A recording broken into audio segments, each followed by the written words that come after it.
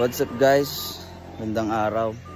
So dala natin ngayon dito ang ating Ninja 400 na si Zoro.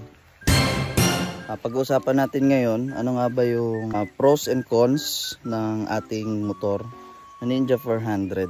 So una, yung mga bagay na nagustuhan muna natin sa motor na to. Ang pinaka nagustuhan ko is very fuel efficient, tipid tong motor na to.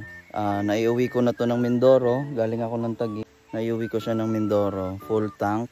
And nakarating ako ng Bungabong, Oriental Mindoro. May natira pang 2 bars. So ganun siya katipid.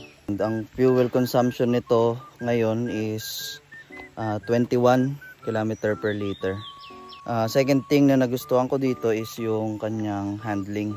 Hindi siya ma-vibrate, inline 2, pero hindi siya ganun ka-vibrate. Thing is napakadaling i-maniobra nito sa traffic. Pero madali siyang i-maniobra, madali siyang isingit. Wala akong naging problema, hindi ako nakasagi ng kahit anong sasakyan. Thing is yung speed.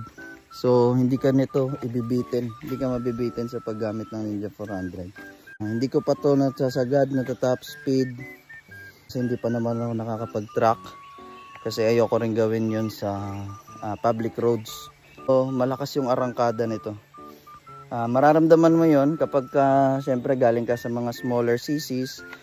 Mapapansin mo agad yung torque nito. Gustuhan ko dito sa motor na to is yung kanyang braking system. Ang Kawasaki Ninja 400 ay gumagamit ng Nissin brake calipers. There's 2 pots. So ayan, so trusted talaga to.